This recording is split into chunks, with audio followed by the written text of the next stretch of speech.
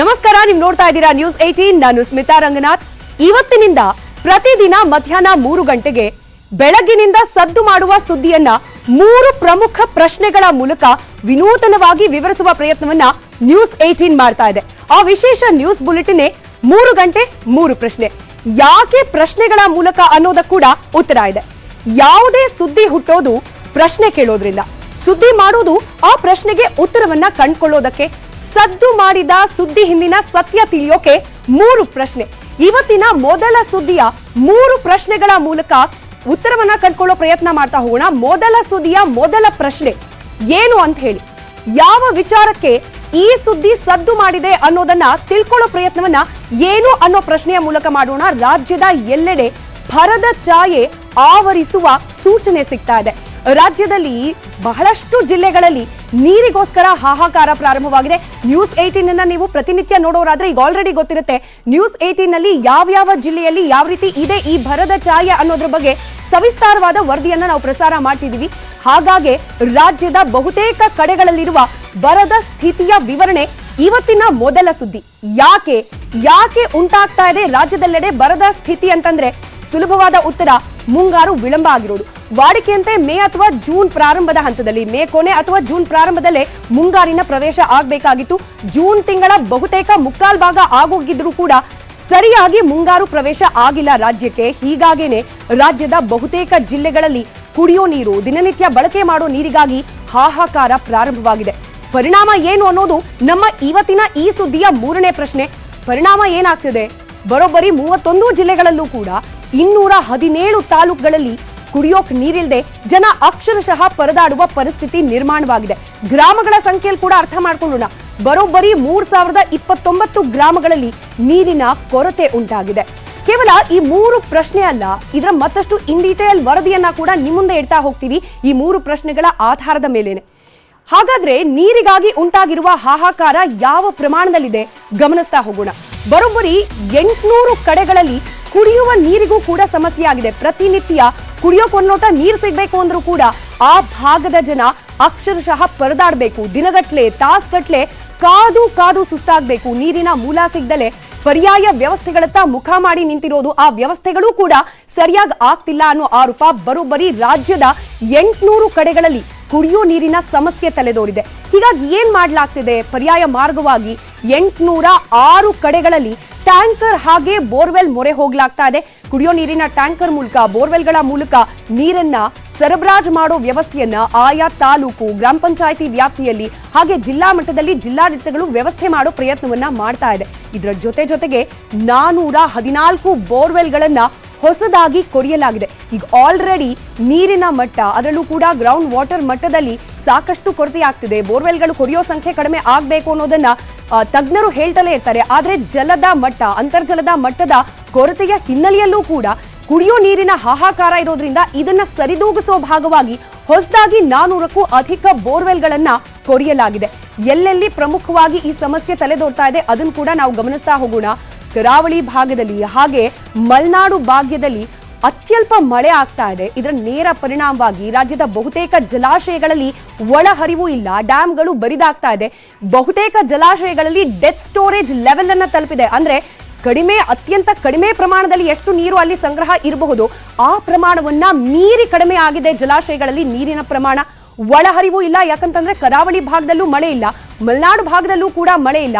ಹೀಗಾಗಿ ನದಿ ತೊರೆಗಳ ಮೂಲಕ ಈ ಡ್ಯಾಂಗಳಿಗೆ ಒಳಹರಿವು ಕೂಡ ಆಗ್ತಾ ಇಲ್ಲ. ಇದರ ನೇರ ಪರಿಣಾಮ ರಾಜ್ಯಾದ್ಯಂತ ಆಗ್ತಾ ಇದೆ. ಅದನ್ನ ಅನುಭವಿಸ್ತಿದ್ದಾರೆ ಕೂಡ ಜನ. ಜುಲೈವರೆಗೂ ಇನ್ ಕೇಸ್ ಮಳೆ ಬರ್ದೇ ಹೋದ್ರೆ, ಸರಿಯಾದ ಪ್ರಮಾಣದಲ್ಲಿ ಮಳೆ ಬರ್ದೇ ಹೋದ್ರೆ ಬರದ ಪರಿಸ್ಥಿತಿ ಅಂತ ಹೇಳಿ ಘೋಷಣೆ ಮಾಡೋ ನಿರ್ಧಾರವನ್ನ, ಚಿಂತನೆಯನ್ನ ರಾಜ್ಯ ಸರ್ಕಾರ ಮಾಡ್ತಾ ಇದೆ. ಈ ಚಿಂತನೆಯ ಕುರಿತಾಗಿ ಹಾಗೆ ಬರದ ಪರಿಸ್ಥಿತಿಯ ಕುರಿತಾಗಿ ಕಂದಾಯ ಸಚಿವ ಕೃಷ್ಣ ಬೈರೇಗೌಡ ಮಾತನಾಡಿದ್ದಾರೆ. ಏನ್ ಮಾತನಾಡಿದ್ದಾರೆ ಸಚಿವರು ನೋಡ್ಬಿಡೋಣ. ನಿನ್ನೆವರೆಗೂ ಪ್ರಾಬ್ಲಮ್ ಮಳೆ, ಎಲ್ಲಾ ಜಿಲ್ಲೆಗಳಲ್ಲಿ ಮಳೆ ಕೊರತೆ ನಿನ್ನೆವರೆಗೂ ರಾಜ್ಯವನ್ನ ಕಾಡಿದೆ. ಇದಕ್ಕೆ 2 ಕಾರಣ ಇದೆ. ಒಂದು, ಮುಂಗಾರು ತಡವಾಗಿ ಕರ್ನಾಟಕ ಪ್ರವೇಶ ಮಾಡಿದ್ದು ಒಂದು ಕಾರಣ. ಚಂಡಮಾರುತನೇ ಎಲ್ಲ ತೇವಾಂಶವನ್ನ ಹೇಳ್ಕೊಂಡಿದ್ರಿಂದನೂ ನಮಗೆ ತೊಂದರೆ ಆಗಿದೆ. ಈ ನಿನ್ನೆಯಿಂದ ರಾಜ್ಯಕ್ಕೆ ಮತ್ತೆ ಮುಂಗಾರು ಸ್ವಲ್ಪ ಚುರುಕಾಗ್ತಾ ಇದೆ. ಆಸ್ ಆಫ್ ಟುಡೇ ರಾಜ್ಯದ ಎಲ್ಲಾ ಜಿಲ್ಲೆಗಳಲ್ಲೂ ಕೂಡ ಮಳೆ ಕೊರತೆ ಇದೆ.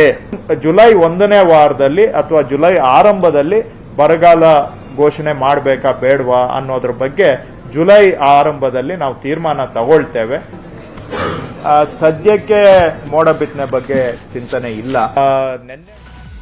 ಹೀಗಿದೆ ಪರಿಸ್ಥಿತಿಯ ವಿವರಣೆ ಸಚಿವರ ಬಾಯಿಂದ ಕೇಳಿದ್ವಿ. ಇದರ ಮತ್ತಷ್ಟು ಡೀಟೇಲ್ಸ್ ನೊಂದಿಗೆ ಲೈವ್ ಕನೆಕ್ಟೆಡ್ ಇದ್ದಾರೆ ನಮ್ಮ ಪ್ರತಿನಿಧಿ ಕೃಷ್ಣ. ಈಗ ಆಲ್ರೆಡಿ ನ್ಯೂಸ್ 18 ನಲ್ಲಿ ಸವಿಸ್ತಾರವಾದ ವರದಿಯನ್ನು ನಾವು ಪ್ರಸಾರ ಮಾಡ್ತಿದ್ದೀವಿ. ರಾಜ್ಯದ ಯಾವ್ಯಾವ ಭಾಗದಲ್ಲಿ ಬರದ ಛಾಯೆ ಆವರಿಸ್ತಾ ಇದೆ, ನೀರಿಗಾಗಿ ಹಾಹಾಕಾರ ಯಾವ ಮಟ್ಟದಲ್ಲಿದೆ ಅಂತ ಹೇಳಿ ಇವತ್ತು ಸರ್ಕಾರ ಕೂಡ ಈ ಬಗ್ಗೆ ಗಂಭೀರ ಚಿಂತನೆಯನ್ನ ನಡೆಸಿದೆ ಅನ್ನೋದಕ್ಕೆ ಈಗಷ್ಟೇ ಸಚಿವರ ಮಾತುಗಳನ್ನ ನಾವು ಗಮನಿಸಿದ್ವಿ. ಸೊ ಸರ್ಕಾರದ ಮಟ್ಟದಲ್ಲಿ ಈ ರಾಜ್ಯದಲ್ಲಿರುವ ಬರ ಪರಿಸ್ಥಿತಿ ಹಾಗೆ ಅದಕ್ಕೆ ಮಾಡ್ಕೊಳ್ಬೇಕಾದ ವ್ಯವಸ್ಥೆಗಳ ಬಗ್ಗೆ ಯಾವ ರೀತಿ ಚಿಂತನೆಗಳು ನಡೀತಾ ಇದೆ ಎಕ್ಸ್ಪ್ಲೈನ್ ಮಾಡ್ತಾ ಹೋಗೋದಾದ್ರೆ. ಸ್ಮಿತಾ, ಈಗಾಗಲೇ ರಾಜ್ಯದಲ್ಲಿ ಬರಗಾಲದ ಭೀತಿ ಎದುರಾಗಿರುವಂತದ್ದು. ಈ ಒಂದು ಕಾರಣಕ್ಕೋಸ್ಕರವಾಗಿ ರಾಜ್ಯ ಸರ್ಕಾರ ಯಾವೆಲ್ಲ ಕ್ರಮಗಳನ್ನ ಕೈಗೊಳ್ಳಬೇಕು ಅದಕ್ಕೆ ಒಂದು ರೀತಿ ಆ ಬಗ್ಗೆ ಗಮನವನ್ನು ಹರಿಸಿರುವಂತದ್ದು. ಈಗಾಗಲೇ ನೀವು ಗಮನಿಸಿರಬಹುದು, ಜೂನ್ ಮೊದಲ ವಾರದಿಂದನೇ ರಾಜ್ಯಕ್ಕೆ ಮುಂಗಾರು ಪ್ರವೇಶವನ್ನ ಮಾಡಬೇಕಾಗಿತ್ತು.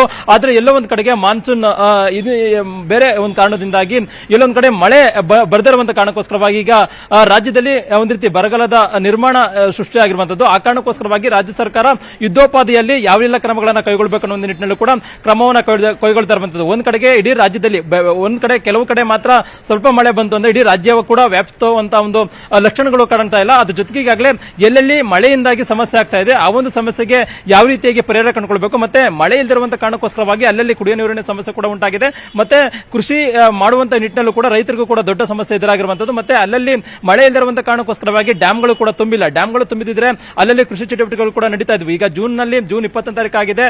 ಬರುವಂತಹ ಒಂದು ಜೂನ್ ಕೊನೆಯ ವಾರದವರೆಗೂ ನೋಡಿಕೊಂಡು ಜೂನ್ ಕೊನೆಯವರೆಗೂ ಕೂಡ ಮಳೆ ಆಗುವಂತ ಸಾಧ್ಯತೆ ಇದೆ ಅನ್ನೋದ್ರ ಬಗ್ಗೆ ಒಂದಷ್ಟು ಭರವಸೆಯನ್ನು ಕೂಡ ರಾಜ್ಯ ಸರ್ಕಾರ ಇಟ್ಕೊಂಡಿದೆ. ಒಂದ್ ವೇಳೆ ಏನಾದರೂ ಮಳೆ ಆಗಿಲ್ಲ ಅಂತ ಅಂದ್ರೆ ಬರುವಂತಹ ಜುಲೈ ಮೊದಲ ವಾರದಲ್ಲಿ ಬರಗಾಲ ಪರಿಸ್ಥಿತಿಯನ್ನ ಘೋಷಣೆ ಮಾಡುವಂತ ನಿಟ್ಟಿನಲ್ಲೂ ಕೂಡ ರಾಜ್ಯ ಸರ್ಕಾರ ಚಿಂತನೆಯನ್ನ ಮಾಡಿರುವಂತದ್ದು.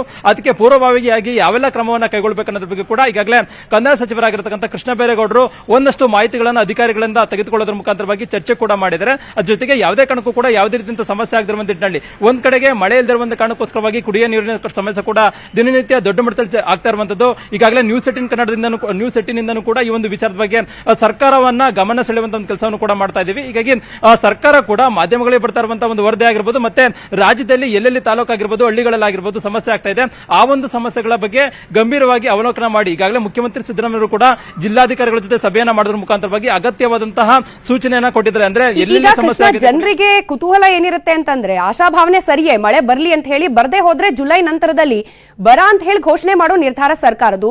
ಕೇವಲ ಘೋಷಣೆ ಮಾತ್ರನಾ? ಘೋಷಣೆ ಮಾಡಿ ಮುಂದಿನ ಕ್ರಮ ಏನ್ ಕೈಗೊಳ್ಳುತ್ತೆ ಸರ್ಕಾರ? ಈಗ ನೀರಿಗೋಸ್ಕರ ಪರದಾಡ್ತಿರೋ ಜನರಿಗೆ ಸರ್ಕಾರ ಬರ ಘೋಷಣೆ ಮಾಡಿದ ನಂತರದಲ್ಲಿ ಏನ್ ಮಾಡುತ್ತೆ, ಯಾವ ರೀತಿ ಇರುತ್ತೆ ಸರ್ಕಾರದ ನಡೆ ನಿಲುವು, ಇದ್ರ ಬಗ್ಗೆ ಏನ್ ಡೀಟೇಲ್ ಸಿಗ್ತಾ ಇದೆ? ಸ್ಮಿತಾ, ಸದ್ಯಕ್ಕೀಗ ಮಳೆ ಬರುವಂತಹ ಒಂದು ಲಕ್ಷಣಗಳು ಇದೆ ಅನ್ನೋದ್ರ ಬಗ್ಗೆ ಸರ್ಕಾರ ಹೇಳ್ತಾ ಇದೆ, ನಿರೀಕ್ಷೆ ಕೂಡ ಮಾಡ್ತಾ ಇದೆ. ಒಂದ್ ವೇಳೆ ಜೂನ್ ಕೊನೆವರೆಗೂ ಕೂಡ ನೋಡಿ ಒಂದ್ ವೇಳೆ ಮಳೆ ಬಂದಿಲ್ಲ ಅಂತಂದ್ರೆ ನೀವು ಹೇಳ್ದಂಗೆ ಜುಲೈ ಮೊದಲನೇ ವಾರದಲ್ಲಿ ಇಲ್ಲ ಒಂದ್ ಕಡೆ ಬರ ಪರಿಸ್ಥಿತಿ ಅನ್ನೋದ್ರ ಬಗ್ಗೆ ಘೋಷಣೆ ಮಾಡುವಂತ ನಿರ್ಧಾರವನ್ನು ಕೂಡ ರಾಜ್ಯ ಸರ್ಕಾರ ಮಾಡೋದಕ್ಕೆ ಮುಂದಾಗಿದೆ. ಬರ ಪರಿಸ್ಥಿತಿ ಘೋಷಣೆ ಮಾಡ್ತು ಅಂತಂದ್ರೆ ಸಹಜವಾಗಿಯೇ ಎಲ್ಲೆಲ್ಲಿ ಮಳೆಯಾಗಿಲ್ಲ ಆ ಒಂದು ತಾಲೂಕುಗಳನ್ನ ಗುರುತಿಸಲಾಗುತ್ತೆ. ಆ ಒಂದು ತಾಲೂಕುಗಳಿಗೆ ವಿಶೇಷವಾದಂತಹ ಅನುದಾನವನ್ನು ಒದಗಿಸುವಂತದ್ದು, ಆ ಮುಖಾಂತರವಾಗಿ ಬೆಳೆ ಪರಿಹಾರ ನಷ್ಟ ಆಯಿತು ಅಂದ್ರೆ ರೈತರಿಗೆ ಒಂದ್ ರೀತಿ ಪರಿಹಾರ ಕೊಡುವಂತದ್ದು, ಮತ್ತೆ ಅಲ್ಲಲ್ಲಿ ಒಂದ್ ರೀತಿ ಏನೋ ಪಶುಗಳಿಗಾಗಿರ್ಬೋದು ಅಲ್ಲಿ ಆಹಾರವನ್ನು ಒದಗಿಸುವಂತದ್ದು. ಅದ್ರ ಜೊತೆಗೆ ಮುಖ್ಯವಾಗಿ ಕುಡಿಯುವ ನೀರಿನ ವ್ಯವಸ್ಥೆ ಆಗಿರ್ಬೋದು, ಮತ್ತೆ ಬೋರ್ವೆಲ್ ಮುಖಾಂತರ ಆಗಿರ್ಬೋದು, ಟ್ಯಾಂಕರ್ ಮುಖಾಂತರವಾಗಿ ಆಗಿರ್ಬೋದು ಅಲ್ಲಿ ಜನರಿಗೆ ಒಂದ್ ರೀತಿ ಸೌಲಭ್ಯವನ್ನ ಕಲ್ಪಿಸುವಂತದ್ದು. ಹೀಗೆ ಹಲವಾರು ಕ್ರಮಗಳೊಂದಿಗೆ ಒಂದಷ್ಟು ಬರ ಪರಿಹಾರ ಮಾಡುವಂತ ನಿಟ್ಟಿನಲ್ಲಿ ಕೂಡ ಸರ್ಕಾರ ತೀರ್ಮಾನ ಮಾಡೋದಕ್ಕೆ ಮುಂದಾಗಿದೆ. ಸದ್ಯಕ್ಕಂತೂ ರಾಜ್ಯ ಸರ್ಕಾರ ಇನ್ನೂ ಕೂಡ ಮಳೆ ಬರುವಂತ ಸಾಧ್ಯತೆ ಇದೆ ಅನ್ನೋದ್ರ ಬಗ್ಗೆ ಕೂಡ ಒಂದಷ್ಟು ಭರವಸೆಯನ್ನು ಇಟ್ಕೊಂಡಿದೆ. ಜೂನ್ ನಲ್ಲಿ ಏನಾದ್ರೂ ಜೂನ್ ತಿಂಗಳಲ್ಲಿ ಕೊನೆಯವರೆಗೂ ಕೂಡ ಬಂದಿಲ್ಲ ಅಂತಂದ್ರೆ ಜುಲೈ ಮೊದಲ ವಾರದಲ್ಲೇ ಬರ ಅನ್ನೋದ್ರ ಬಗ್ಗೆ ಘೋಷಣೆ ಮಾಡೋದ್ರ ಮುಖಾಂತರವಾಗಿ ಪರಿಹಾರವನ್ನು ನಿಗದಿಯನ್ನ ಮಾಡುವಂತದ್ದು. ಅಂದ್ರೆ ಯಾವ ತಾಲೂಕುಗಳು ಎಲ್ಲೆಲ್ಲಿ ಬರ ಉಂಟಾಗಿದೆ ಅಲ್ಲಿ ಪರಿಹಾರವನ್ನು ಹೆಚ್ಚುವರಿಯಾಗಿ ಅನುದಾನವನ್ನು ಬಿಡುಗಡೆ ಮಾಡೋದ್ರ ಮುಖಾಂತರವಾಗಿ ಅಲ್ಲಿ ರೈತರಿಗೆ ಸಮಸ್ಯೆ ಆಗದಿರುವಂತ ನಿಟ್ಟಿನಲ್ಲಿ ಅವರಿಗೆ ಈಗ ಉದಾಹರಣೆಗೆ ಕೃಷಿ ಚಟುವಟಿಕೆಗೆ ಏನಾದ್ರು ತೊಂದರೆ ಆಯಿತು ಅಂತಂದ್ರೆ ಎಷ್ಟು ಎಕರೆ ಇದೆ ಆ ಒಂದು ಎಕರೆಗಳಿಗೆ ಅಲ್ಲಿ ಗುರುತಿಸುವ ಒಂದು ಅಂಕಿಅಂಶಗಳನ್ನು ತೆಗೆದುಕೊಳ್ಳೋದ್ರ ಮುಖಾಂತರವಾಗಿ ರೈತರಿಗೆ ಒಂದಷ್ಟು ಅನುದಾನವನ್ನು ಒಂದು ರೀತಿ ಹಣ ಬಿಡುಗಡೆಯನ್ನ ನೆರವು ಕೊಡೋದ್ರ ಮುಖಾಂತರವಾಗಿ ರೈತರಿಗೆ ಬೆಂಬಲವಾಗಿ ನಿಂತ್ಕೊಳ್ಳುವಂಥದ್ದು, ಮತ್ತೆ ಬೆಳೆ ಪರಿಹಾರ ಆಗಿರ್ಬೋದು, ಅವರಿಗೆ ನಷ್ಟ ಆದ್ರೆ ಅವರಿಗೆ ಪರಿಹಾರ ಕಂಡುಕೊಳ್ಳುವಂಥದ್ದು. ಹೀಗೆ ಹಲವಾರು ಕ್ರಮಗಳೊಂದಿಗೆ ಬರ ಏನು ಘೋಷಣೆ ಮಾಡುವಂತ ನಿಟ್ಟಿನಲ್ಲಿ ಸರ್ಕಾರ ಚಿಂತನೆಯನ್ನ ಮಾಡಿದೆ. ಆದ್ರೆ ಸದ್ಯಕ್ಕಂತೂ ಇನ್ನೂ ಕೂಡ ಮಳೆ ಬರುವಂತ ಸಾಧ್ಯತೆ ಇದೆ. ಅದ್ರ ಬಗ್ಗೆ ನಿರೀಕ್ಷೆಯನ್ನ ರಾಜ್ಯ ಸರ್ಕಾರ ಮಾಡ್ತಾ ಇರುವಂತದ್ದು. ಸ್ಮಿತಾ, ಧನ್ಯವಾದ ಕೃಷ್ಣ ಮಾಹಿತಿಗಾಗಿ. ನಿರೀಕ್ಷೆ ಇದೆ, ಜನರ ಆಶಯ ಕೂಡ ಅದೇ, ಮಳೆ ಬರ್ಲಿ, ಇಳೆ ತಂಪಾಗ್ಲಿ, ಕುಡಿಯೋ ನೀರಿನ ಸಮಸ್ಯೆ ಏನಿದೆ ಅದು ಆದಷ್ಟು ಬೇಗ ಬಗೆಹರಿಲಿ ಅಂತ ಹೇಳಿ. ಅಲ್ಲಿಗೆ ಮೊದಲ ಸುದ್ದಿಯನ್ನ ಮುಗಿಸಿ ಎರಡನೇ ಸುದ್ದಿ ಕಡೆ ಹೋಗೋಣ. ನಾನಾಗ್ಲೇ ಹೇಳ್ದ ಹಾಗೆ ಯಾವುದೇ ಸುದ್ದಿ ಹುಟ್ಟೋದು ಪ್ರಶ್ನೆ ಕೇಳೋದ್ರಿಂದ, ಇನ್ನು ಸುದ್ದಿ ಮಾಡೋದು ಆ ಪ್ರಶ್ನೆಗೆ ಉತ್ತರ ಕಂಡುಕೊಳ್ಳೋದಕ್ಕೆ. ಸದ್ದು ಮಾಡಿದ ಸುದ್ದಿ ಹಿಂದಿನ ಸತ್ಯ ತಿಳಿಯೋಕೆ ಎರಡನೇ ಸುದ್ದಿಯ ಪ್ರಮುಖ 3 ಪ್ರಶ್ನೆ ಕಡೆ ಗಮನ ಕೊಡೋಣ. ಮೊದಲ ಪ್ರಶ್ನೆ ಗೃಹ ಜ್ಯೋತಿ ಯೋಜನೆಗೆ ಸಂಬಂಧಪಟ್ಟದ್ದು. ಏನು ಅನ್ನೋ ಪ್ರಶ್ನೆಗೆ ಉತ್ತರ ಗೃಹ ಜ್ಯೋತಿ ನೋಂದಣಿಯಲ್ಲಿ ಆಗ್ತಾ ಇರುವ ಸಮಸ್ಯೆ. 200 ಯೂನಿಟ್ ವಿದ್ಯುತ್ ಉಚಿತವಾಗಿ ಬೇಕು ಅಂತಂದ್ರೆ ಅಪ್ಲಿಕೇಶನ್ ಅನ್ನ ಹಾಕಿ ಅಂತ ಹೇಳಿ ನಿನ್ನೆಯಿಂದಲೇ ಸರ್ಕಾರ ಅವಕಾಶವನ್ನ ಮಾಡಿಕೊಟ್ಟಿದೆ. ಆದ್ರೆ ಈ ಅವಕಾಶ ಸರಾಗವಾಗಿ ಉಪಯೋಗಿಸ್ಕೊಳ್ಳಿಕ್ ಆಗ್ತಿದ್ಯಾ ಅಂದ್ರೆ ಉತ್ತರ ಇಲ್ಲ ಅನ್ನೋದು. ನಿನ್ನೆ ಇಡೀ ದಿನ ನಾವು ಗಮನಿಸಿದ್ವಿ ಯಾವೆಲ್ಲ ರೀತಿಯ ಸಮಸ್ಯೆ ಆಯ್ತು ಅಂತ ಹೇಳಿ, ಅದರ ಸುದ್ದಿಯನ್ನ ಕೂಡ ಪ್ರಸಾರ ಮಾಡಿದ್ವಿ, ನೀವು ಕೂಡ ಗಮನಿಸಿದ್ರಿ. ಆದ್ರೆ ಇವತ್ತೂ ಕೂಡ ಈ ನೋಂದಣಿ ಪ್ರಕ್ರಿಯೆಯಲ್ಲಿ ಸಮಸ್ಯೆ ಮುಂದುವರೆದಿದೆ. ಯಾಕೆ ಅನ್ನೋ ಪ್ರಶ್ನೆಯನ್ನ ಕೂಡ ನಾವು ಕೇಳಬೇಕು. ಯಾಕೆ ಆಗ್ತಿದೆ ಸಮಸ್ಯೆ ಅನ್ನೋದಕ್ಕೆ ಒಂದಷ್ಟು ಉತ್ತರ ನಮ್ಗೆ ಸಿಗ್ತಾ ಇರೋದು, ಏಕಕಾಲಕ್ಕೆ ಸಾವಿರಾರು ಜನ ಪ್ರಯತ್ನ ಪಡ್ತಿದ್ದಾರೆ ಅಪ್ಲಿಕೇಶನ್ ಅನ್ನ ಹಾಕ್ಲಿಕ್ಕೆ. ಈ ಯೋಜನೆಯ ಫಲಾನುಭವಿಗಳಾಗಬೇಕು ಅಂದ್ರೆ ಅರ್ಜಿಯನ್ನ ಹಾಕಬೇಕು ಅಂತ ಸರ್ಕಾರವೇ ಸೂಚಿಸಿರೋದ್ರಿಂದಾಗಿ ಏಕಕಾಲದಲ್ಲಿ ರಾಜ್ಯಾದ್ಯಂತ ಸಾಗರೋಪಾದಿಯಲ್ಲಿ ಜನ ಅರ್ಜಿಯನ್ನ ಹಾಕ್ಲಿಕ್ಕೆ ಮುಂದಾಗ್ತಾ ಇದ್ದಾರೆ. ಆನ್ಲೈನ್ ನ ಮೂಲಕ ಅರ್ಜಿ ಸಲ್ಲಿಕೆ ಆಗ್ತಾ ಇರೋದ್ರಿಂದ ಸಹಜವಾಗಿ ಸರ್ವರ್ ಮೇಲೆ ಓವರ್ಲೋಡ್ ಬೀಳತ್ತೆ. ಹೀಗಾಗಿ ಬಹುತೇಕ ಕಡೆಗಳಲ್ಲಿ ಸರ್ವರ್ ಸ್ಲೋ ಆಗಿರುವ ಸಮಸ್ಯೆ ಬಂದೊದಗಿದೆ. ಹಾಗಾದ್ರೆ ಮುಂದೇನ್ ಮಾಡಬೇಕು ಅನ್ನೋ 3ನೇ ಪ್ರಶ್ನೆ ಕಡೆ ಕೂಡ ನಾವು ಗಮನ ಕೊಟ್ಬಿಡೋಣ. ಈಗ ಸರ್ವರ್ ಸ್ಲೋ ಆಗಿದೆ, ಹಾಗಾಗಿ ಅರ್ಜಿ ಸಲ್ಲಿಕೆಯ ಪ್ರಕ್ರಿಯೆಯಲ್ಲಿ ಸಮಸ್ಯೆ ಆಗ್ತಿದೆ, ವಿಳಂಬ ಆಗ್ತಿದೆ. ಮುಂದೇನ್ ಮಾಡಬೇಕು? ಸದ್ಯಕ್ಕೆ ಈ ಅಪ್ಲಿಕೇಶನ್ ಅನ್ನ ಹಾಕ್ಲಿಕ್ಕೆ ಓಡಾಡ್ತಿರುವ ಜನರ ಮುಂದಿರುವ ಸೊಲ್ಯೂಷನ್ ಅಂದ್ರೆ ಪ್ರತಿನಿತ್ಯ ಕೂಡ ಅಲದಾಟ ತಪ್ಪಿದ್ದಲ್ಲ. ಪ್ರತಿನಿತ್ಯ ಹೋಗ್ಬೇಕು, ಟ್ರೈ ಮಾಡಬೇಕು ಅರ್ಜಿಯನ್ನ ಹಾಕ್ಲಿಕ್ಕೆ. ಸರ್ಕಾರದಿಂದ ಇದಕ್ಕೊಂದು ಪರಿಹಾರ ಅಂತ ಕಂಡುಕೊಳ್ಳೋ ತನಕ ಕೂಡ ಈ ಅಲದಾಟ ತಪ್ಪಿದ್ದಲ್ಲ ಅಂತ ಹೇಳಿ. ಇನ್ನು ಆನ್ಲೈನ್ ನಲ್ಲೂ ಕೂಡ ಸತತವಾಗಿ ಪ್ರಯತ್ನವನ್ನ ಮುಂದುವರಿಸಿ ಅನ್ನೋ ಸಲಹೆ ಸೂಚನೆಯನ್ನ ತಜ್ಞರು ನೀಡ್ತಿದ್ದಾರೆ, ಹಾಗೆ ಸರ್ಕಾರದ ಪ್ರತಿನಿಧಿಗಳು ಕೂಡ ನೀಡ್ತಾ ಇದ್ದಾರೆ. ಗೃಹ ಜ್ಯೋತಿ ಯೋಜನೆ ನಿಮ್ಗೆ ಗೊತ್ತಿರೋ ಹಾಗೆ 5 ಗ್ಯಾರಂಟಿಗಳ ಪೈಕಿ 200 ಯೂನಿಟ್ ವಿದ್ಯುತ್ ಅನ್ನ ಉಚಿತವಾಗಿ ಪಡ್ಕೊಳ್ಬೇಕು ಅಂತಂದ್ರೆ ಈ ಅರ್ಜಿಯನ್ನ ಹಾಕಿ ಫಲಾನುಭವಿಗಳಾಗ್ಲಿ ಅಂತ ಹೇಳಿ ಸರ್ಕಾರ ಹೇಳಿದೆ. ಆದ್ರೆ ಸಮಸ್ಯೆ ಯಾವ ಮಟ್ಟಿಗಿದೆ ಅನ್ನೋದಕ್ಕೆ ಈ ದೃಶ್ಯಗಳು ಸಾಕ್ಷಿ ಆಗ್ತಾ ಇದೆ. ಕೈಯಲ್ಲಿ ಅಪ್ಲಿಕೇಶನ್ ಅನ್ನ ಹಿಡ್ಕೊಂಡು ಜನ ನಿಗದಿತ ಕೇಂದ್ರಗಳತ್ತ ಹೋಗ್ತಿದ್ದಾರೆ. ಆದ್ರೆ ಅಲ್ಲಿರೋ ಸಿಬ್ಬಂದಿಗಳಿಗೂ ಕೂಡ ತಲೆ ಬಿಸಿ ತಪ್ತಾ ಇಲ್ಲ. ಅಪ್ಲೋಡ್ ಡಾಕ್ಯುಮೆಂಟ್ಸ್ ಅನ್ನ ಮಾಡಿದ್ರೂ ಕೂಡ ಸರಿಯಾಗಿ ಸ್ವೀಕೃತಿ ಆಗ್ತಾ ಇಲ್ಲ ಅನ್ನೋದು ಸಿಬ್ಬಂದಿಯ ಒಂದು ಮಾತಾಗಿದ್ರೆ, ಈತ ಜನ ಕೂಡ ಕಾದು ಸುಸ್ತಾಗಿ ವಾಪಸ್ ಹೋಗ್ತಿದ್ದಾರೆ ಮನೆಗಳಿಗೆ. ಹಾಗಾದ್ರೆ ಈ ಗೃಹ ಜ್ಯೋತಿ ಯೋಜನೆಯ ಸಮಸ್ಯೆಯ ಕುರಿತಾಗಿ ಮತ್ತೊಂದಷ್ಟು ಅಂಶಗಳನ್ನ ನಿಮ್ಮುಂದಿಡೋ ಪ್ರಯತ್ನ ಮಾಡ್ತಿದ್ದೀವಿ. ನಿನ್ನೆ ಒಂದೇ ದಿನ 55,000 ಜನರಿಂದ ನೋಂದಣಿಯನ್ನ ಮಾಡಿಕೊಳ್ಳಲಾಗಿದೆ.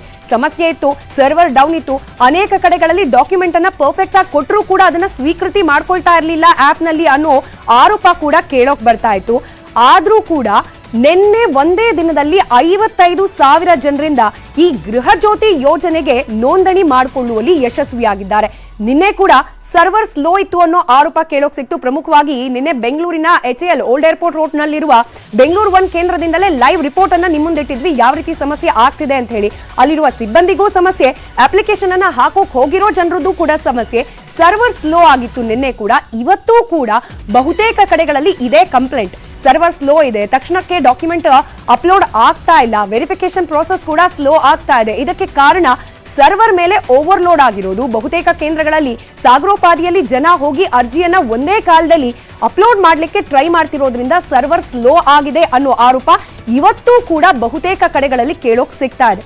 ಹಾಗಾದ್ರೆ ಎಲ್ಲೆಲ್ಲಿ ಈ ಪ್ರಯತ್ನ ಮಾಡ್ಲಾಯ್ತು ಅದಕ್ಕೂ ಕೂಡ ಒಂದಷ್ಟು ಅಂಕಿಅಂಶ ಇದೆ. 710 ಕಚೇರಿಗಳಲ್ಲಿ 911 ಕೌಂಟರ್ಗಳನ್ನ ತೆರೆಯಲಾಗಿದೆ ಗೃಹ ಜ್ಯೋತಿ ಯೋಜನೆಗೆ ಅರ್ಜಿಯನ್ನ ಸ್ವೀಕೃತಿ ಮಾಡುವ ಸಲುವಾಗಿನೇ. ಯಾವ್ಯಾವ ಕೇಂದ್ರಕ್ಕೆ ಹೋಗ್ಬೇಕು ಅನ್ನೋದ್ರ ಡೀಟೇಲ್ಸ್ ಸರ್ಕಾರ ಕೂಡ ಕೊಟ್ಟಿದೆ. ನ್ಯೂಸ್ 18 ಕೂಡ ನಿಮ್ಮ ಮುಂದಿಟ್ಟಿತ್ತು. ಬೆಂಗಳೂರು 1, ಗ್ರಾಮ 1, ಕರ್ನಾಟಕ 1 ಹಾಗೆ ನಾಡ ಕಚೇರಿ, ಇನ್ಫ್ಯಾಕ್ಟ್ ವಿದ್ಯುತ್ ಕಚೇರಿಗಳಿಗೂ ಕೂಡ ತೆರಳಿ, ನೀವು ಹತ್ತಿರದಲ್ಲಿರುವ ವಿದ್ಯುತ್ ಕಚೇರಿಗಳಿಗೂ ಕೂಡ ತೆರಳಿ ನೀವು ಅರ್ಜಿಯನ್ನ ಹಾಕಬಹುದು ಅಂತ ಹೇಳಿ. ಈ ರೀತಿಯ ಕಚೇರಿಗಳ ಸಂಖ್ಯೆ ಇರೋದು 710. ಹಾಗೆ ಆ ಕಚೇರಿಗಳಲ್ಲಿ 911 ವಿವಿಧ ಕೌಂಟರ್ಗಳನ್ನ ತೆರೆಯಲಾಗಿದೆ. ಹಾಗೆ ಈ ಅರ್ಜಿ ಅಪ್ಲೋಡ್ಗೋಸ್ಕರವೇ ಬಳಕೆ ಆಗ್ತಿರುವ ಕಂಪ್ಯೂಟರ್ಗಳ ಸಂಖ್ಯೆ 1922. ಬೆಂಗಳೂರು 1, ಗ್ರಾಮ 1 ಕರ್ನಾಟಕ ಒನ್ನಲ್ಲಿ ಅರ್ಜಿ ಸಲ್ಲಿಕೆ ಮಾಡಲಿಕ್ಕೆ ಪ್ರಯತ್ನ ಮಾಡಲಾಗ್ತಾ ಇದೆ. ಆದ್ರೆ ಬಹುತೇಕ ಕಡೆಗಳಲ್ಲಿ ಸಿಬ್ಬಂದಿಗಳು ಕಮ್ಮಿ, ಸಿಬ್ಬಂದಿಗಳು ಇರೋರು ಎಲ್ಲರೂ ಕೂಡ ಇದಕ್ಕೆ ಒಂದು ರೀತಿಯಲ್ಲಿ ಇನ್ವಾಲ್ವ್ ಆಗಿರೋದ್ರಿಂದಾಗಿ ಬೇರೆ ಪ್ರಕ್ರಿಯೆಗೆ ಬರ್ತಿರೋರು ಕೂಡ ಆರೋಪ ಮಾಡ್ತಿದ್ದಾರೆ. ನಮಗೆ ಈ ಒಂದು ಗೃಹ ಜ್ಯೋತಿ ಯೋಜನೆಗೆ ಅರ್ಜಿ ಹಾಕುವವರ ಸಂಖ್ಯೆ ಹೆಚ್ಚಿರೋದ್ರಿಂದ ನಮ್ ಬೇರೆ ಕೆಲಸ ಆಗ್ತಿಲ್ಲ ಅನ್ನೋ ಕಂಪ್ಲೇಂಟ್ ಕೂಡ ರಾಜ್ಯದ ಬೇರೆ ಬೇರೆ ಕೇಂದ್ರಗಳಲ್ಲಿ ಕೇಳೋಕ್ ಸಿಗ್ತಾ ಇದೆ. ಹಾಗೆ ಇನ್ ಕೇಸ್ ಏನಾದ್ರೂ ಈ ಯೋಜನೆಗೆ ಫಲಾನುಭವಿ ಆಗ್ಲಿಕ್ಕೆ ಅರ್ಜಿ ಸಲ್ಲಿಕೆ ಮಾಡುವ ಪ್ರಕ್ರಿಯೆಯಲ್ಲಿ ಏನಾದ್ರೂ ಅನುಮಾನಗಳಿದ್ರೆ ಹೆಲ್ಪ್ ಲೈನ್ ಒಂದನ್ನ ಕೂಡ ನೀಡಲಾಗಿದೆ. ಅದರ ಸಂಖ್ಯೆ ಈ ರೀತಿ ಇದೆ 1912. ಈ ಸಂಖ್ಯೆಗೆ ಕರೆ ಮಾಡಿದ್ರೆ, ಮತ್ತೊಮ್ಮೆ ಹೇಳ್ತೀನಿ ನಂಬರ್ ಅನ್ನ, 1912. ಈ ಸಂಖ್ಯೆಗೆ ಕರೆ ಮಾಡಿದ್ರೆ ನಿಮಗಿರುವ ಅನುಮಾನಗಳಿಗೆ ಪರಿಹಾರವನ್ನ ಕೊಡುತ್ತೆ ಅಂತ ಕೂಡ ಸರ್ಕಾರ ಭರವಸೆಯನ್ನ ನೀಡಿದೆ. ಈಗ ಆಗ್ತಿರುವ ಸಮಸ್ಯೆಗಳೇನು, ಹಾಗೆ ಇದಕ್ಕೆ ಪರಿಹಾರ ಕಂಡುಕೊಳ್ಳಿಕ್ಕೆ ಸರ್ಕಾರ ಕಂಡುಕೊಳ್ತಿರುವ ಮಾರ್ಗೋಪಾಯ ಏನು, ಜನ ಏನ್ ಹೇಳ್ತಿದ್ದಾರೆ, ಹಾಗೆ ಅರ್ಜಿಯನ್ನ ಸ್ವೀಕಾರ ಮಾಡ್ತಿರುವ ಸಿಬ್ಬಂದಿಗಳು ಏನ್ ಹೇಳ್ತಿದ್ದಾರೆ, ಇದೆಲ್ಲದರ ಡೀಟೇಲ್ಸ್ ನೊಂದಿಗೆ ನಮ್ಮ ಪ್ರತಿನಿಧಿ ಮುನಿರಾಜು ಲೈವ್ ಕನೆಕ್ಟೆಡ್ ಇದ್ದಾರೆ. ಮುನಿರಾಜು, ನಿನ್ನೆನೂ ಸಮಸ್ಯೆ, ಇವತ್ತು ಸಮಸ್ಯೆ, ಬಟ್ ಆ ಸಮಸ್ಯೆ ನಡುವೆನೆ 55,000 ಅಪ್ಲಿಕೇಶನ್ಗಳು ಯಶಸ್ವಿಯಾಗಿ ನೋಂದಣಿ ಆಗಿದೆ. ಇವತ್ತು ಪ್ರಮುಖವಾಗಿ ಯಾವ ರೀತಿ ಸಮಸ್ಯೆ, ಜನ ಏನ್ ಹೇಳ್ತಿದ್ದಾರೆ, ಸಿಬ್ಬಂದಿಗಳು ಏನ್ ಹೇಳ್ತಿದ್ದಾರೆ, ವಿವರಿಸ್ತಾ ಹೋಗೋದಾದ್ರೆ?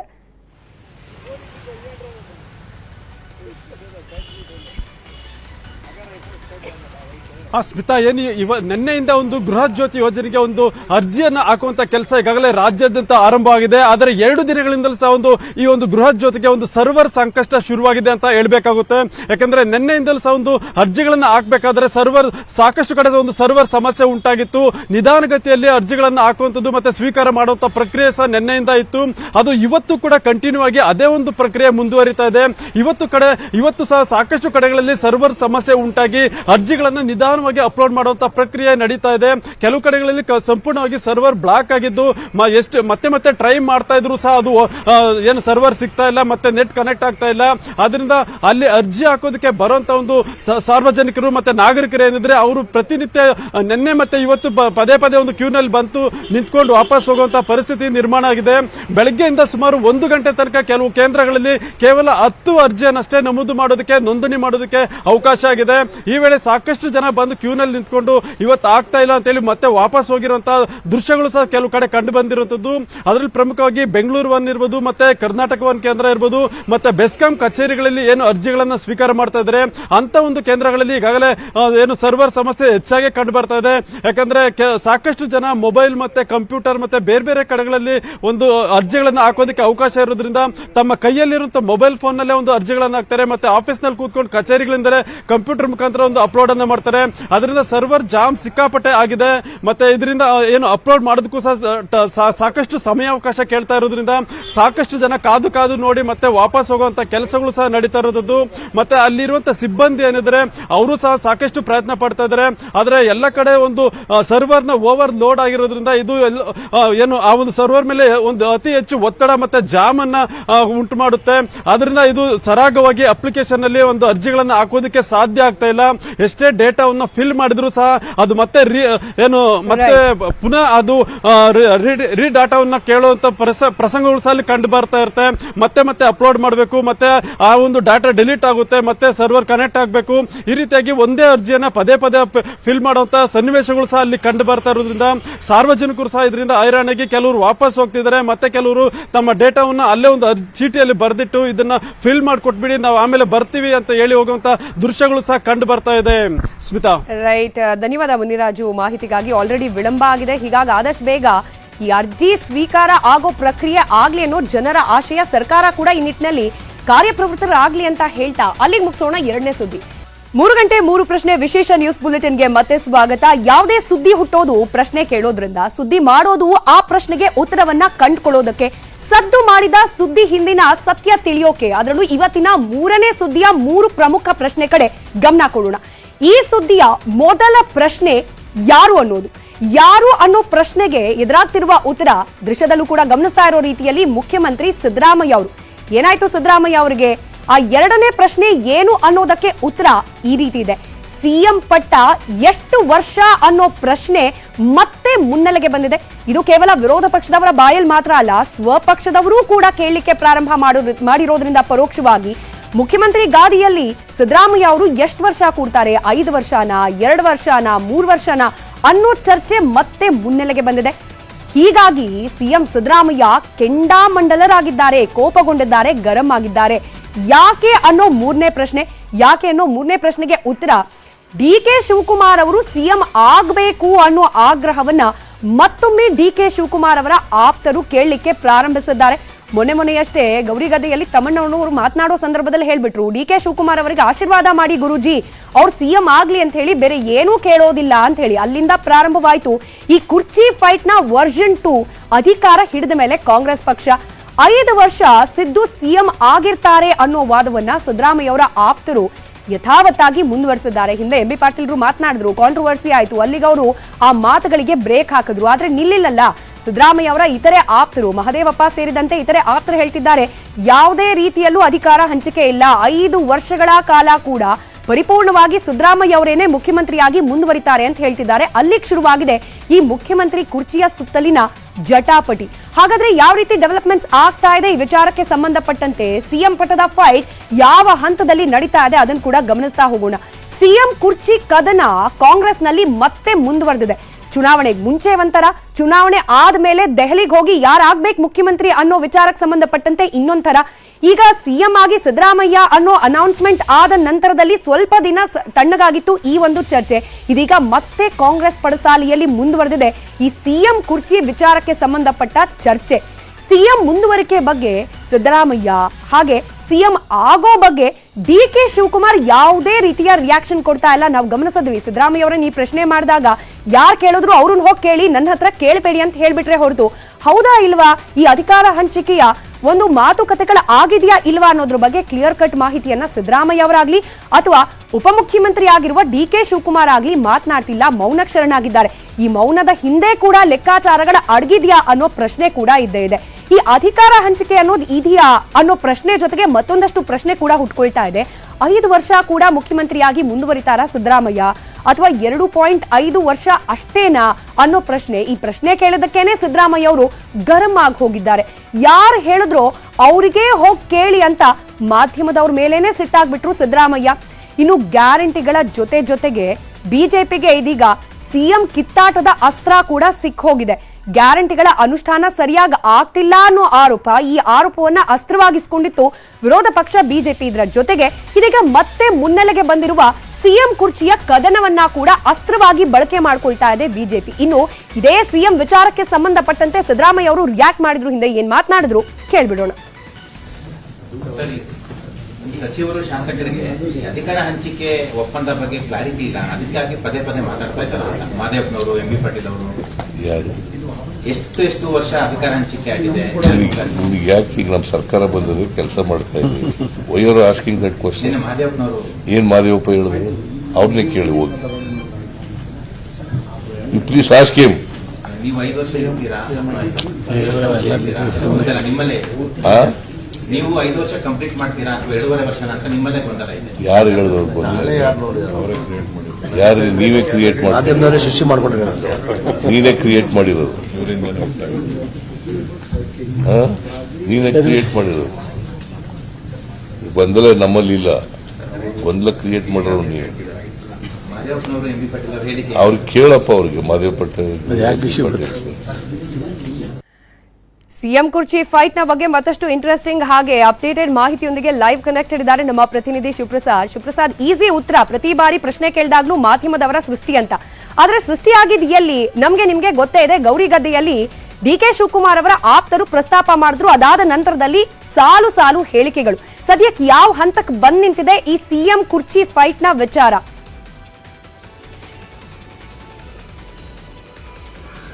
ಸ್ಮಿತಾ, ಏನು ಬಹುಮತ ಬಂದ ಬಳಿಕ ಕಾಂಗ್ರೆಸ್ ಪಕ್ಷದಲ್ಲಿ ಶುರುವಾಗಿದ್ದೆ ಸಿಎಂ ಯಾರಾಗ್ತಾರೆ ಅನ್ನುವಂಥದ್ದು. ಈ ಸಿಎಂ ಏನಿದೆ ಅಲ್ಲ, ಪವರ್ ಶೇರಿಂಗ್ ವಿಚಾರ, ಇದು ಎಐಸಿಸಿ ಅಧ್ಯಕ್ಷರು ಹಾಗೂ ವೇಣುಗೋಪಾಲ್ ಎಐಸಿಸಿ ಸೆಕ್ರೆಟರಿ ಹಾಗೂ ಸಿದ್ದರಾಮಯ್ಯ ಹಾಗೂ DK ಶಿವಕುಮಾರ್ ಈ 4 ಜನರ ಮಧ್ಯದಲ್ಲಿ ನಡೆದಿರುವಂತಹ ವಿಚಾರ. ಸೊ ಇಲ್ಲಿ ಆ ಒಂದು ಪ್ರೆಸ್ ಮೀಟ್ ಮಾಡುವಂತಹ ಸಂದರ್ಭದಲ್ಲಿ ಸಿದ್ದರಾಮಯ್ಯ ಅವರ ಸಿಎಂ ಅನ್ನುವಂತ ಮಾತನ್ನ ಹೇಳ್ತಾರೆ ವೇಣುಗೋಪಾಲ್. ಆದ್ರೆ 5 ವರ್ಷ ಸಿದ್ದರಾಮಯ್ಯ ಅವರ ಸಿಎಂ ಆಗಿರ್ತಾರೆ ಅನ್ನುವಂತ ಮಾತನ್ನ ಎಲ್ಲೂ ಕೂಡ ಹೇಳೋದಿಲ್ಲ. ಹಾಗಂತ 2.5 ವರ್ಷ ಮಾತ್ರ ಇವ್ರು ಸಿಎಂ ಆಗಿರ್ತಾರೆ, ಅದಾದ ಬಳಿಕ DK ಶಿವಕುಮಾರ್ ಆಗ್ತಾರೆ ಅನ್ನುವಂತ ಮಾತನ್ನು ಕೂಡ ಹೇಳಿಲ್ಲ. ಸೊ ಇದೇ ಈ ಒಂದು ಪವರ್ ಶೇರಿಂಗ್ ವಿಚಾರಕ್ಕೆ ಸಂಬಂಧಪಟ್ಟಂತೆ ಯಾರು ಕೂಡ ಮಾತನಾಡಬೇಡಿ ಅನ್ನುವಂತ ಸೂಚನೆಯನ್ನು ಕೂಡ ಕೊಟ್ಟಿದ್ದಾರೆ. ಕೊಟ್ಟಿದ್ದಾರೆ. ಹೀಗಿದ್ರೂ ಕೂಡ ಖುದ್ದು ಸಿದ್ದರಾಮಯ್ಯ ಅವರ ಆಪ್ತ ಬಳಗ ಅಂತ ಗುರುತಿಸಿಕೊಂಡಿರುವಂತಹ ಮಾದೇವಪ್ಪ ಅವರಾಗಿರ್ಬೋದು, ಜೊತೆಗೆ ಎಂ ಬಿ ಪಾಟೀಲ್ ಅವರಾಗಿರ್ಬೋದು, ಅವರು ಯಾವಾಗ 5 ವರ್ಷ ಸಿದ್ದರಾಮಯ್ಯ ಅವರೇ ಸಿಎಂ ಆಗಿರ್ತಾರೆ ಅನ್ನುವಂತ ಹೇಳಿಕೆಯನ್ನ ಕೊಟ್ರಲ್ಲ, ಆಗ ಟ್ರಿಗರ್ ಆಗಿದೆ ಡಿ ಕೆ ಶಿವಕುಮಾರ್ ಅವರ ಬಣ. ಅದರಲ್ಲೂ ಕೂಡ ಡಿ ಕೆ ಶಿವಕುಮಾರ್ ಅವರ ಪರವಾಗಿ ಇದುವರೆಗೂ ಕೇವಲ ಡಿ ಕೆ ಸುರೇಶ್ ಅವರು ಮಾತ್ರ ಮಾತಾಡ್ತಿದ್ರು. ಈಗ ತಮ್ಮಯ್ಯವರು ಕೂಡ ಮೊನ್ನೆ ಮಾತಾಡಿರುವಂತದ್ದು. ಈ ಒಂದು ವಿಚಾರಕ್ಕೆ ಸಂಬಂಧಪಟ್ಟಂತೆ ಮಾಧ್ಯಮಗಳು ನಾವಾಗ ಬೇಕು ಅಂತ ಸಿದ್ದರಾಮಯ್ಯ ಅವರನ್ನ ಕೇಳೋದಿಲ್ಲ. ಯಾವಾಗ ಖುದ್ದು ಸರ್ಕಾರದಲ್ಲಿ ಜವಾಬ್ದಾರಿಯನ್ನು ವಹಿಸಿರುವಂತಹ ಸಚಿವರು, ಅದರಲ್ಲೂ ಕೂಡ ಸಿದ್ದರಾಮಯ್ಯ ಅವರ ಆಪ್ತ ಬಣದಲ್ಲಿ ಗುರುತಿಸಿಕೊಂಡಿರುವಂತಹ ಸಚಿವರು ಈ ಒಂದು ಮಾತನ್ನ ಹೇಳಿದಾಗ ನಾವು ಅವ್ರಿಗೆ ಪ್ರಶ್ನೆಯನ್ನ ಮಾಡಲೇಬೇಕಾಗತ್ತೆ. ಅವ್ರು ಹೇಳುವಂತದ್ದೊಂದೇ, ಇದನ್ನ ಯಾರು ಹೇಳಿದ್ರು ನಿಮ್ಗೆ, ಗೊಂದಲವನ್ನ ನೀವು ಸೃಷ್ಟಿ ಮಾಡ್ತಾ ಇದ್ದೀರಾ, ನಾವಲ್ಲ ಅನ್ನುವಂಥದ್ದು. ಅವರ ಆಪ್ತ ಸಚಿವರು ಹೇಳಿದಕ್ಕೆ ಅಲ್ವಾ ಈ ಗೊಂದಲ ಸೃಷ್ಟಿಯಾಗಿರುವಂತದ್ದು. ಇದಕ್ಕೆ ಉತ್ತರವನ್ನ ಕೊಡುವಂತ ನಿಟ್ಟಿನಲ್ಲಿ ಸಿದ್ದರಾಮಯ್ಯ ಅವರು ಯಾಕೋ ಕೆಂಡಾಮೆಂಡರಾಗ್ತಿದ್ದಾರೆ. ಇದಕ್ಕೆ ಉತ್ತರವನ್ನ ಕೂಡ ಕೊಡೋದಕ್ಕೂ ಮುಂದಾಗ್ತಾ ಇಲ್ಲ. ಅದೇ ರೀತಿಯಾಗಿ ಡಿ ಕೆ ಶಿವಕುಮಾರ್ ಅವರು ಕೂಡ ಅಷ್ಟೇ. ಈ ಪ್ರಶ್ನೆಗೆ ಯಾರು ಕೂಡ ಡಿ ಕೆ ಶಿವಕುಮಾರ್ ಉತ್ತರ ಕೊಡ್ತೀರಾ, ಬದಲಿಗೆ ಡಿ ಕೆ ಸುರೇಶ್ ಅವರು ಈ ಒಂದು ವಿಚಾರ ಕೇಳಿ ಬಂದಾಗಲೆಲ್ಲವೂ ಕೂಡ ಡಿ ಕೆ ಸುರೇಶ್ ಅವರು ಕೂಡ ಉತ್ತರ ಕೊಟ್ಟಿದ್ದಾರೆ. ಒಂದ್ ಕಡೆ ಅವರ ಸಹನೆಯ ಕಟ್ಟೆ ಕೂಡ ಹೊಡೆದಿದೆ. ಈ ಒಂದು ಹಿನ್ನೆಲೆಯಲ್ಲಿ ಹಿರಿಯ ಸಚಿವರು ಅನ್ನೋದು ನೋಡ್ದಂಗೆ ಎಂ ಬಿ ಪಾಟೀಲ್ಗಾಗಿರ್ಬೋದು, ಮಹಾದೇವಪ್ಪರ್ಗಾಗಿರ್ಬೋದು ಟಾಂಗ್ ಮೇಲ್ ಟಾಂಗ್ ಅನ್ನ ಕೊಡ್ತಾನೆ ಇದ್ದಾರೆ. ಖುದ್ದು ಇವತ್ತು ಮಾಧ್ಯಮಗಳು ಸಿಎಂ ಅವರೇ ಕೂಡ ಪ್ರಶ್ನೆಯನ್ನ ಮಾಡಿದ್ದು, ನೀವು 2.5 ವರ್ಷ ಇರ್ತೀರಾ, 5 ವರ್ಷ ಇರ್ತೀರಾ, ಕ್ಲಾರಿಟಿ ಕೊಡುವಂತ ಪ್ರಶ್ನೆನ ನೇರವಾಗಿ ಪ್ರಶ್ನೆನ ಮಾಡಿದಂತ ಸಂದರ್ಭದಲ್ಲಿ ಮಾಧ್ಯಮಗಳ ಮೇಲೆ ಕೋಪವನ್ನು ಕೂಡ ಮಾಡಿಕೊಂಡ್ರು. ಈ ಒಂದು ಗೊಂದಲಗಳು ಸೃಷ್ಟಿಯಾಗೋದಕ್ಕೆ ಮಾಧ್ಯಮಗಳು ನೀವೇ ಕಾರಣ, ನಮ್ಮಲ್ಲಿ ಯಾವುದೇ ರೀತಿಯಾದ ಗೊಂದಲ ಇಲ್ಲ. ನಿಮ್ಗೆ ಯಾರಾದ್ರೂ ಹೇಳಿದ್ರೆ ಮಾದೇವಪ್ಪನಾದ್ರೂ ಹೋಗಿ ಕೇಳ್ಕೊಳ್ಳಿ, ಇಲ್ಲ ಎಂ ಬಿ ಪಾಟೀಲ್ ಆದ್ರೂ ಹೋಗಿ ಕೇಳ್ಕೊಳ್ಳಿ, ನಾನು ಅದಕ್ಕೆ ಉತ್ತರವನ್ನ ಕೊಡೋದಿಲ್ಲ. ಈಗ ಬಂದಿದೀವಿ, ಅಧಿಕಾರವನ್ನು ನಡೆಸ್ತಾ ಇದೀವಿ, ಅದ್ರ ಬಗ್ಗೆ ಮಾತ್ರ ಕೇಳಿ ಅನ್ನುವಂತ ಪ್ರಶ್ನೆಯನ್ನ ಕೂಡ ಮಾಡ್ತಿದ್ದಾರೆ. ಸೊ ಸದ್ಯ ಇನ್ನೂ ಕೂಡ ಸರ್ಕಾರ ಟೇಕ್ ಆಫ್ ಆಗ್ತಾ ಇದೆ. 1 ತಿಂಗಳು ಕೂಡ ಕಂಪ್ಲೀಟ್ ಆಗಿಲ್ಲ. ಈಗ್ಲೇನೆ ಈ ಒಂದು ಕಾಂಗ್ರೆಸ್ ಪಕ್ಷದಲ್ಲಿ ಉಂಟಾಗಿರುವಂತಹ ಒಂದು ಸಿಎಂ ಸ್ಥಾನದ ವಿಚಾರ ಇದೆಯಲ್ಲ, ಇದನ್ನ ಈಗ ವಿರೋಧ ಪಕ್ಷ ಬಿಜೆಪಿ ಕೂಡ ಬಂಡವಾಳವಾಗಿ ಮಾಡಿಕೊಂಡಿದೆ. ಅದೇ ವಿಚಾರಗಳನ್ನ ಇಟ್ಕೊಂಡು ಗ್ಯಾರಂಟಿಯ ಜೊತೆಗೆ ಈ ಸಿಎಂ ಸ್ಥಾನದ ಕುರ್ಚಿಯ ಕಿತ್ತಾಟದ ವಿಚಾರವನ್ನ ಕೂಡ ಇಟ್ಕೊಂಡು ಕಾಂಗ್ರೆಸ್ ಪಕ್ಷಕ್ಕೆ ಎಲ್ಲಿ ಮುಜುಗರವನ್ನು ಉಂಟು ಮಾಡಬೇಕು, ಎಲ್ಲಿ ಅವರ ಮೇಲೆ ವಾಗ್ದಾಳಿಯನ್ನು ಮಾಡಬೇಕು, ಆ ಸಮಯ ಸಿಕ್ಕಾಗೆಲ್ಲರೂ ಕೂಡ ಕಾಂಗ್ರೆಸ್ ಪಕ್ಷ ಕೂಡ ಇದನ್ನ ಮಾಡ್ತಾ ಇರುವಂತದ್ದು. ಸೊ ಇದಕ್ಕೆ ಮತ್ತೊಮ್ಮೆ ಇದು ಹೀಗೆ ಮುಂದುವರೆದ್ರೆ ಮತ್ತೊಮ್ಮೆ ಹೈಕಮಾಂಡ್ ಎಲ್ಲರನ್ನ ಕೂಡ ಕರೆದು ಇವರಿಗೆ ಇಬ್ಬರ ಒಂದು ಬೆಂಬಲಿಗರಿಗೂ ಕೂಡ ಇದ್ರ ಬಗ್ಗೆ ಯಾರು ಕೂಡ ಮಾತನಾಡಿದ್ರೆ ನಾವು ಕ್ರಮವನ್ನ ಕೈಗೊಳ್ತೀವಿ, ಶಿಸ್ತು ಕ್ರಮವನ್ನು ಕೈಗೊಳ್ತೀವಿ ಅಂತ ಎಚ್ಚರಿಕೆಯನ್ನು ಕೊಡುವಂತ ಸಾಧ್ಯತೆ ಇದೆ.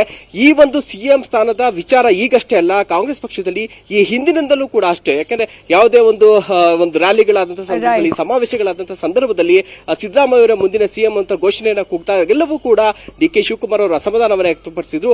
ಈಗ ಸರ್ಕಾರ ಅಧಿಕಾರಕ್ಕೆ ಬಂದ್ಮೇಲೂ, ಪಕ್ಷ ಅಧಿಕಾರಕ್ಕೆ ಬಂದ್ಮೇಲೂ ಕೂಡ ಇದೇ ಮುಂದುವರಿದುವಂತದ್ದು ನಿಜಕ್ಕೂ ಕೂಡ ವಿಪರ್ಯಾಸ ಅಂತಾನೆ ಹೇಳ್ಬೋದು. ಸ್ಮಿತಾ, ರೈಟ್, ಗೊಂದಲ ಬಗೆಹರಿಲಿ ಅನ್ನೋದು ನಿಮ್ಮ ಆಶಯ. ನೋಡೋಣ. ಶಿವಪ್ರಸಾದ್, ಧನ್ಯವಾದ ಇವರಿಗಿನ ಅಪ್ಡೇಟ್ಸ್ಗಾಗಿ. ಇನ್ನು ಸರ್ಕಾರ ಟೇಕ್ ಆಫ್ ಆಗ್ತಾ ಇದೆ, ಇದರ ಜೊತೆಗೆ ಗ್ಯಾರಂಟಿಗಳ ಅನುಷ್ಠಾನದ ಬಗ್ಗೆ ಕೂಡ ಜನ ಪ್ರಶ್ನೆ ಕೇಳ್ತಿದ್ದಾರೆ. ಕೇವಲ ಪಂಚ ಗ್ಯಾರಂಟಿ ಮಾತ್ರ ಅಲ್ಲ, ಚುನಾವಣೆ ಸಂದರ್ಭದಲ್ಲಿ ಕೊಟ್ಟಿದ್ರಲ್ಲ ಮತ್ತಷ್ಟು ಭರವಸೆ, ಅದು ಯಾವಾಗ ಅನ್ನೋ ಪ್ರಶ್ನೆ ಕೇಳ್ತಿರೋದೇ ಇದೀಗ ಸುದ್ದಿ ಮಾಡ್ತಾ ಇದೆ. ಹಾಗಾದ್ರೆ ಮುಂದಿನ ಸುದ್ದಿ ಯಾವುದು ಅನ್ನೋದ್ರ 3 ಪ್ರಮುಖ ಪ್ರಶ್ನೆಯನ್ನ ನಾವು ಗಮನಿಸ್ತಾ ಹೋಗೋಣ. ಮೊದಲ ಪ್ರಶ್ನೆ ಏನು ಅನ್ನೋದು, ಸಾಲ ಮನ್ನಾ ಮಾಡಿ ಅಂತ ಹೇಳಿ ಮಹಿಳೆಯರು ಒತ್ತಾಯಿಸ್ತಾ ಇದ್ದಾರೆ. ಚುನಾವಣೆ ಸಂದರ್ಭದಲ್ಲಿ ಉದ್ದುದ್ದ ಭಾಷಣ ಮಾಡಿದ ನಾಯಕರ ಮುಂದೆ ನೇರ ಸವಾಲಿದು.